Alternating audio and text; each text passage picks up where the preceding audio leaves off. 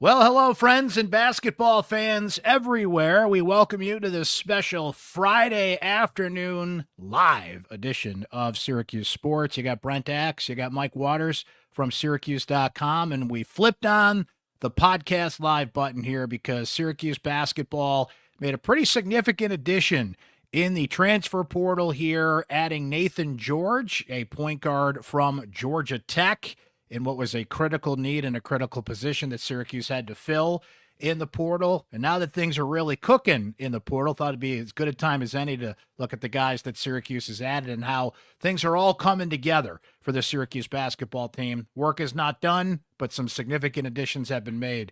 The George addition being a big one today. So, Mike, welcome. Happy Friday. Good to see you. And feels like Naithan George is a pretty significant pickup here for Syracuse at what was a crucial position. We could argue if point guard or center was the more important position Syracuse had to address. I feel like point guard won that discussion. Syracuse went out there and got a guy that led the ACC in assists last year, so I think you'll take that. I think you're right, Brent. Point guard was a critical area of need that the Syracuse coaches knew they had to address here in the transfer portal. Unless you get an elite kid out of high school, you got to get experience out of the portal at that position.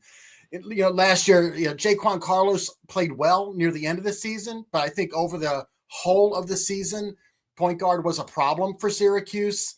Jaquan only scored about 6 points a game. He didn't shoot it terribly well from 3-point range, and he struggled at times defensively, especially against bigger guards. He was only 6 feet tall, and if that. So I think they knew they needed to upgrade that position, and whether you upgrade or not, you needed a point guard, just period, because Yes. Jaquan's gone. I don't think you wanted JJ there full time, even though he's back and can play it some. But to bring in a guy like Naithan George is a very big deal. He's a guy who's played 2 years in the ACC. He's been a full-time starter for both of those years at Georgia Tech. Now, he had a pretty good freshman year, but he really blossomed as a sophomore this past year for the Yellow Jackets. He was fourth in the voting for the ACC's most improved player. He averaged about 12 points a game as a sophomore. Rebounded well because he is 6'3". But most importantly, he led the ACC in assists at 6.5 a game. That ranked 10th in the country. That's huge. And I think that's something that Syracuse is really looking for, a guard with a little bit more size, who's got some creativity to his game, willing to pass the ball, and can set guys up. And this should be beneficial for J.J. Starling, for Donnie Freeman, for one of the other transfers they got, Nathan Kingz, who's a 3-point shooter who can play the 2 or the 3. This is probably their most critical pickup so far in the portal. Yeah, I mean, it's exciting. We certainly have seen him play Syracuse the past couple of years. He shoots 34% from 3-point range. He can make that shot. He's bigger, as you said. But you just need somebody that takes a lot of pressure off of other players. I think you made a great point there. I don't think you want to see JJ at the point full time. He can go to the 2 where he is best, and you could probably just feel the sigh of relief off his shoulders a little bit, that somebody will come in and run the offense for him, distributing to a guy like Donnie Freeman, taking some pressure off the younger players. Been there and done that, Mike. And we'll talk about the other 2 guys in a minute, William Kyle and Nathan Kingz. But last year, you had transfers in the case of Carlos from Hofstra, in the case of Jair Davis from Delaware, and in the case of Lucas Taylor from Georgia State. Now you're getting transfers from UCLA, Oregon State, and Georgia Tech, an ACC-level guard coming to an ACC-level team. So there's an upgrade there, at least on the surface. We'll see how everything works out, of course, but you got to feel better about that. And, Mike, if you have the numbers, feel free to throw them in the discussion here. But if you're going from Georgia Tech to Syracuse, George had a pretty significant role there, as you mentioned, led the ACC in assists.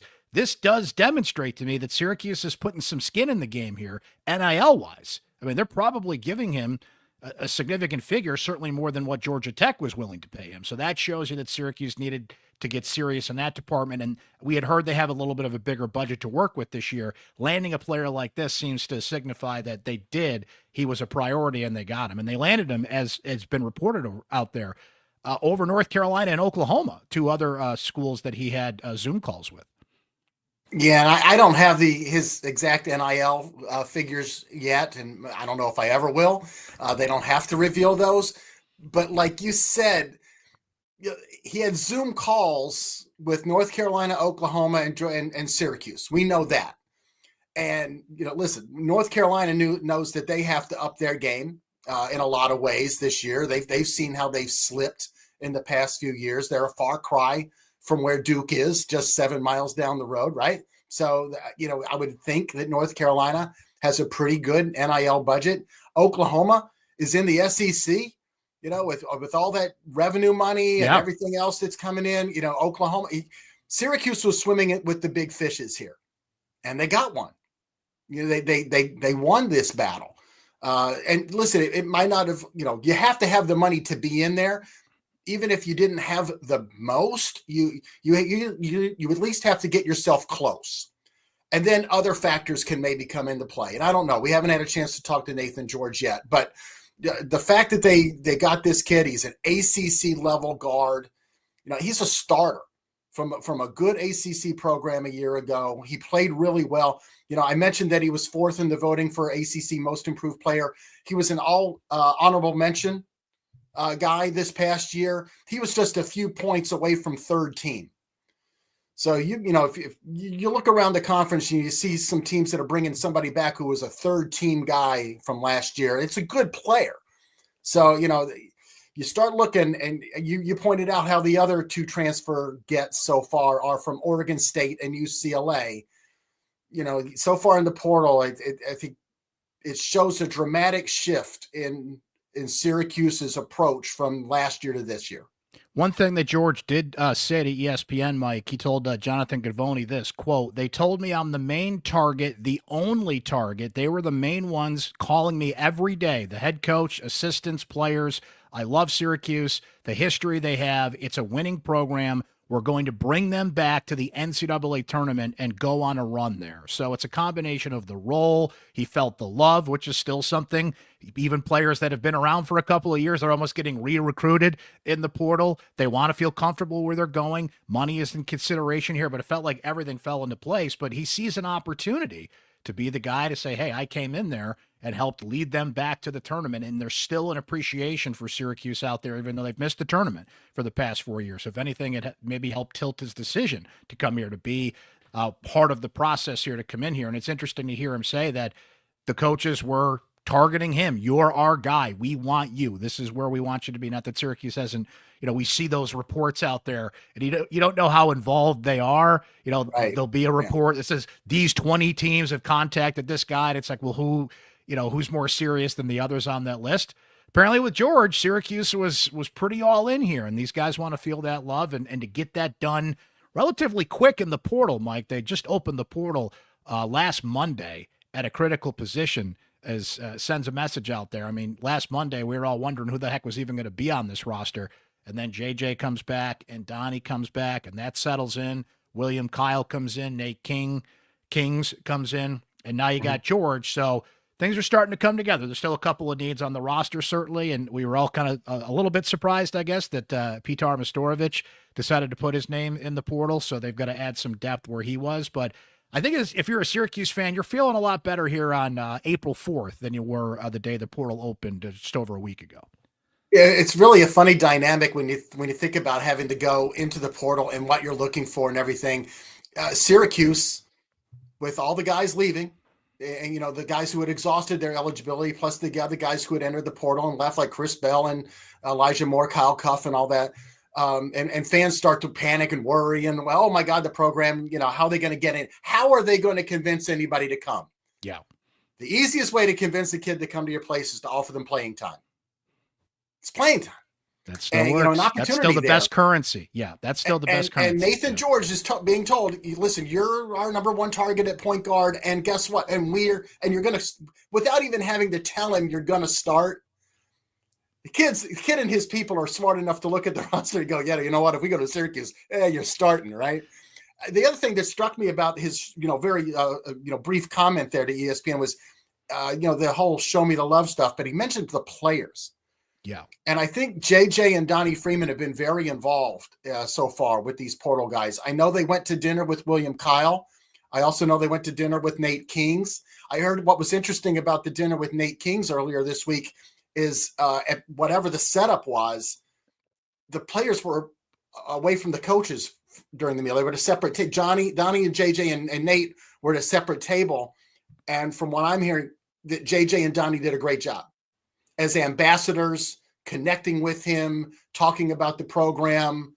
So, you worry sometimes about, well, how's chemistry going to work? How are these guys going to get to know each other and stuff? I think some of that foundation is already being laid here. That these kids coming in are meeting the two holdovers, the two most important guys on the team, because they're the only two guys back. That's huge. In JJ and Donnie. That's one thing for the coaches to tell you something, but for the players to loop you in, this is what we can do here. JJ and Donnie being they're like ambassadors for the program now, being the first two to essentially come back. They didn't go into the portal, but to anchor themselves back here. And George did say this as well, Mike, quote, "They need someone to come in and run the show. They are returning some great pieces and bringing in new ones. We're going to have shooters everywhere." So there you go. He was excited and intrigued, and to hear it, that's a great nugget that you provided there, that you got some players involved in the recruiting process here. Everybody's in, and now you start to think about adding in the other pieces here. So George was a critical piece at point guard. He was, now I want to be careful how I say this, he's not the highest rated point guard in the portal, but he was, as of today, the highest rated point guard available. When you're watching the NFL draft and those lists are there, like this is the highest rated offensive tackle available and a team gets him. That's still pretty darn good, though. George is somebody who was very high on a lot of lists and was a highly touted point guard for a lot of lists out there, depending on which transfer portal ranking you put your faith into here. But it's still a significant addition for Syracuse. Yeah, Nathan absolutely. Kingz, Mike. Let's move on to Nathan Kingz here. Okay. 6'5", Oregon State is where he comes from. He's a lefty, and I think the thing that really stands out to people, and he's got an incredible story. We had a colleague of ours out at Oregon Live, which is in the advanced media family, which we're a part of at syracuse.com, that wrote a terrific piece about him. Donna Toto wrote a great piece about him as well. So read both of those and get there's a really interesting story that he has. From a basketball standpoint, he shoots 44% from three-point range. And you see that, and you're like, okay, giddy up. That's a guy you got to bring in for a team that needed three-point shooting, and it feels like that was the primary neon sign that was kind of blinking above his head, and Syracuse got a big addition there. Quite literally, 6'5" guard. You'll take the size, and you'll take the shooting. To put that 44% three-point shooting in perspective with the requisite number of makes per game, because in order to qualify for NCAA and ACC stats, you have to have a minimum number. If he had that minimum number, it would have led the ACC. So that's a good shooting percentage from three-point range. And I've seen some video of him, some highlights, and what I like is it's not all three-point shots either. Yes, he has that skill, and it's probably his number one asset. And obviously, I think it's what attracted the Syracuse coaches to them. They needed to add some outside shooting. But it wasn't all threes. It wasn't just stand in the corner and hope the ball came to you. It was he put the ball on the floor. Now, granted, it was a little heavy going to the left. And when you mentioned he's a lefty, he goes left a lot when the ball goes on the floor. But I tell you what, sometimes the defender's not ready for you to go left. You don't see that, as many lefties as you do righties. So, hey, listen, and he was getting in the lane and he was using his height to elevate and hit mid-range shots. There were even a few defensive highlights in there, right? For sure. I like that demonstration. It showed a guy who can, do more than just shoot threes for you, which I think is was a goal for the SU coaches as they went into the portal. It's like you want guys who can do something well, but you also want them to blend in and fit and accentuate the rest of the team. And so, hoping to put together a team where you're greater than the sum of your parts. And that's what you have to have. So, a very interesting addition there. And we're all going to have to deal with the fact that they now have two guys that are both named Nate. Yes. So not only that, you have two Nates. There's a lot of K last names. You got Kingz, you got Kyle, right? You got Kion Anthony. Like there's going to be a lot of crossover going on here. Wear those "Hello, my name is" tags for a while till we get used to it with these guys here. So, yeah, everything you said there, I think is, again, the word that is coming to mind, Mike, is upgrade. It's just an upgrade from what you had. And no offense to the guys that this team had last year in the portal, certainly some contributed and they needed those guys. But and plus, we could be saying this now, and we could be dead wrong. Could be, in 10 or 11 months. Yeah, people are going to be emailing you and texting me, going, "You guys know nothing." So, they would never do such a thing, never, ever. But on the surface, there's a lot of things that really pop, and that's what you want. Like, yes. If you're going to grab guys out of the portal, what stands out about you, right? And I feel like everybody that Syracuse has gotten led the ACC in assists with George. This guy would have led the ACC in three-point shooting, as you said, had he qualified with the number of attempts. You'll take that, right? William Kyle III is the other name we need to mention here, of course, from UCLA. Now, last year, Mike, he kind of fell out of the rotation a bit. He had an injury and kind of had to work his way back in there. But this is you got to be very careful when you watch highlight videos. But it's hard not to have your eyes bug out a little bit when you watch this guy in his highlight videos, because he jumps out of the gym. Now, think about what you had last year. Eddie Lampkin was a big presence, 6'11", 275. Eddie spent half the year battling a back injury, so this contributed to that. But Eddie was not a guy that got off the floor. He was not somebody that was blocking shots. He's not somebody you look at and say, there's an athletic center. He took up space. He was, by the end, averaging close to a double-double. He certainly contributed to Syracuse in his way and how he played the game. Kyle's a little different than that. He's 6'9". He's athletic. He jumps out of the gym. He had a rate in terms of dunks that you have to be excited about, somebody that's going to rock the rim. And you brought it up in your story about Naithan George, Mike. Think of now you have a guard who comes off a lot of pick and rolls and can set up a guy like Kyle, who I should note and ask, Mike, there's still a possibility that Syracuse could get another center out of the portal. But as we speak right now, do you think they targeted him as their starting center? I think they might have. I'm not sure about that. It does seem like they went after him early. It was quick. It all happened very quick. As soon as the portal opened, within days, he was flying across country to Syracuse. He was on campus along with his father. So I think they knew that he was going to be going into the portal, and the groundwork had been laid, because that happened awfully fast. It did. So I think they like him a lot. I think they look back at his South Dakota State years, especially his sophomore season at South Dakota State, where he played a lot more, he scored a lot more, rebounded pretty well, but more than anything else, he was a rim protector. He was named the Summit League's Defensive Player of the Year as a sophomore in that season. And I think they look at him as a guy who on defense can help.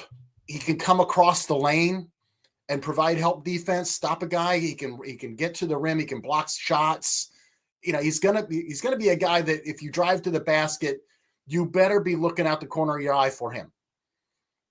Or else he's going to come in and block your shot. And we'll just see. But athletic, bouncy, and please, he's not as good as this guy, but in terms of a game that's similar to his is the Portland Trailblazers center, former Boston Celtics guy, Robert Williams, who is in the NBA and playing center despite being 6'9".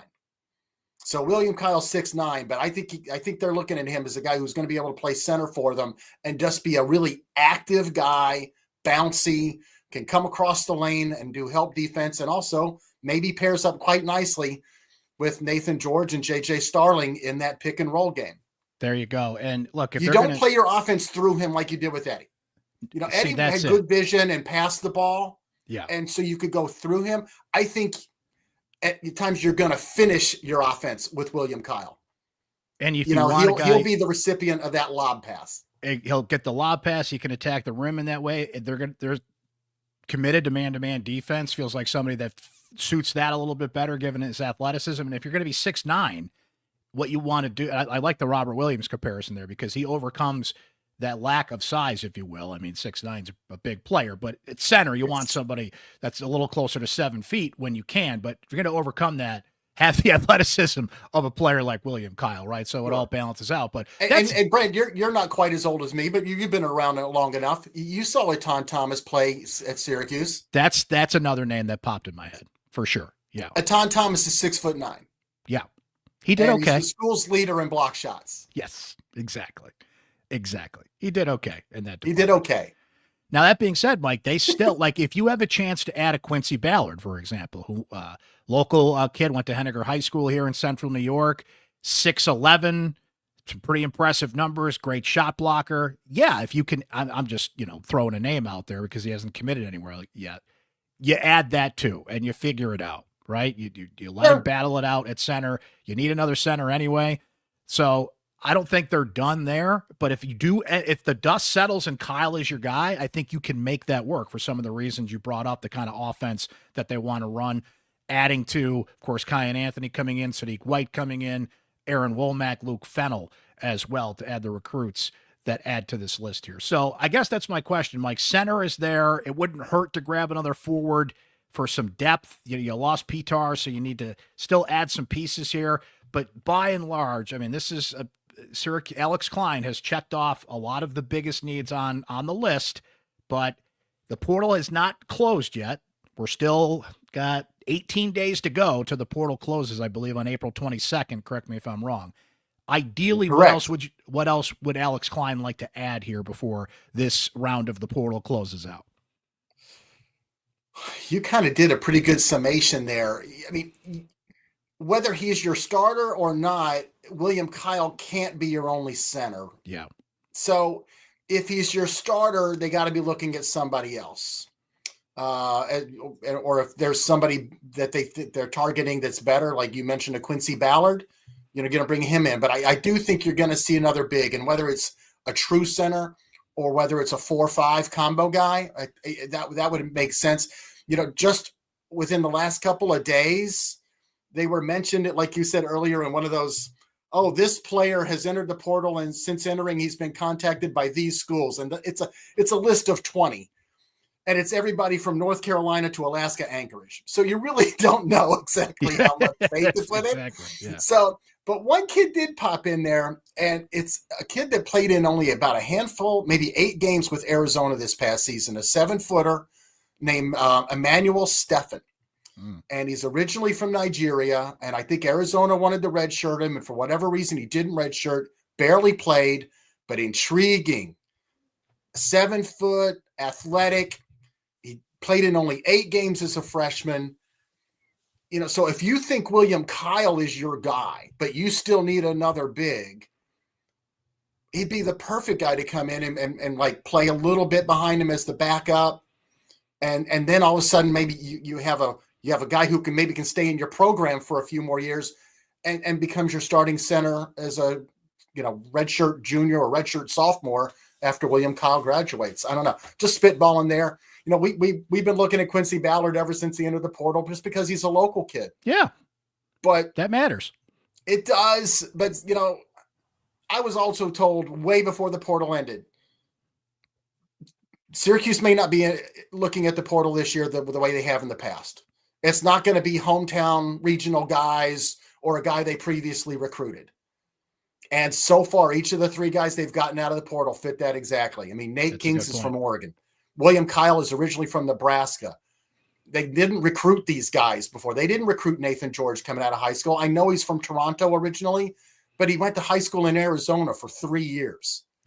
So, yeah, this is not your normal or what we've seen Syracuse do out of the portal in the last 2 years. Yeah, when it was Cole Swider and yes. JJ Starling and guys like that you had recruited before. And that's the Alex Klein effect, having the opportunity to really broaden it out and look at it objectively and look at it just from the standpoint of who helps, who can we afford, the numbers, the whole thing. And like you said with Kyle, they probably had an in, he would be in the portal, got to get him and to get in the conversations with some of these other guys. And now they've got 18 days to round it out here. But I feel if you're a Syracuse fan, it's a Friday, you're going into the weekend, right? You can relax a little bit. You can have an adult beverage and say, I feel better about this team and what they're doing, even though they've got some work to be done. And Mike, before we highlight a couple of comments from our Syracuse Sports Insiders, I just saw this as we're live here. The Oh. most predictable transfer portal addition in history is official. You want to take a guess what I'm talking about? I think I know what you're going to say, but I'm not going to steal it from you. Go ahead. Have fun. Quadir Copeland has committed to NC State. What? What? Yeah, the minute that Will Wade got that job, like just line up the Quadir Copeland reunion game between Syracuse and NC State. We'll just see if that's at the Dome. He's now the second McNeese State player to go to NC State. Yeah, you kind of saw that. Alan Breed, a guard who didn't play a lot last year because he was injured, who's very, very good, by the way. He beat Quadir on the shuttle from Lake Charles, Louisiana to Raleigh, North Carolina. There you go. So yes, but Syracuse fans will have fun with that NC State SU game next year, I'm sure. For sure. A storyline has emerged already for next season. Mike, our Syracuse Sports Insiders, were certainly excited to see all the news here about the portal additions, including Naithan George today. I wanted to highlight a few of their comments, and it's right there on your screen if you're watching us, folks.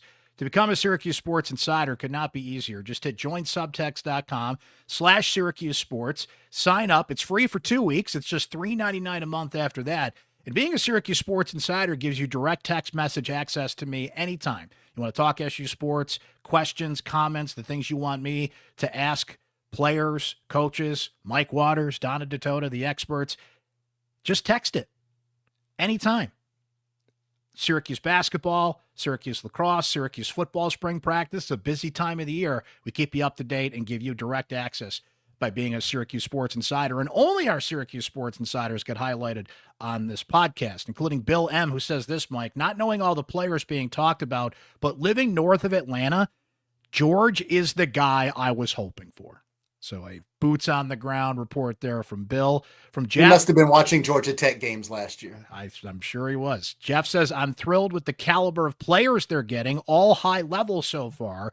I was worried that they would go too heavy into mid-majors. And yeah, we brought that up earlier, Mike. UCLA, Oregon State, Georgia Tech, as opposed to Hofstra, Delaware, Georgia State. Not that you can't find some gems at those programs that need a level up, but you know, you'd rather go with the even money. I think some Syracuse fans are a little bit, they have PTSD about the mid-majors because of last season.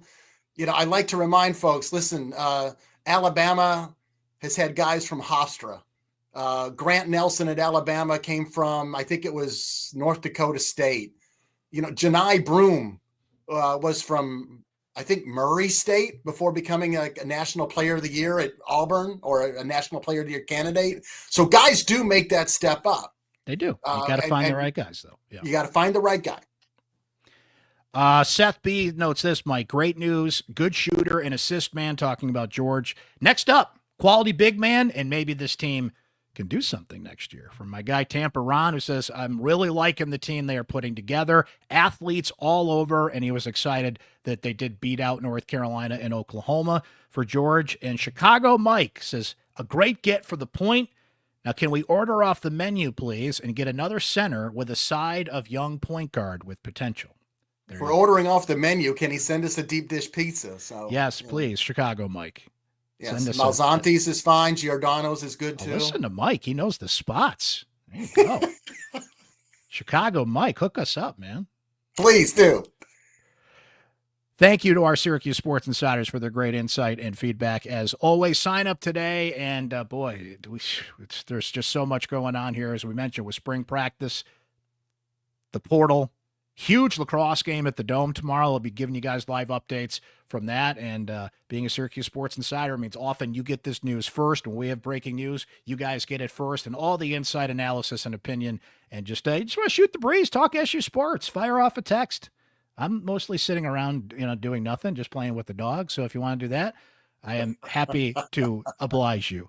Although today I was sitting in the parking lot ready to walk into football practice, and then all this happened. I said, oh, well, we'll get to that later. My friends Javon Edmonds and Chris Carlson got you covered on the football beat, guys. So we'll make sure to get you all that stuff later. Brent had to go back to the Batmobile and back to the Bat Cave to record this podcast. And I will be back out at football shortly to listen into some interviews and give you guys some insight there. So, hey, it's the weekend, but we're still grinding out for you folks and happy to do it because there's a lot going on here. And Mike, I appreciate you hopping on here on short notice and giving us the insight here. Certainly not done in Portal Watch, but the dust is starting to settle here, and we're getting a real sense of what the 2025-26 Syracuse basketball orange will look like.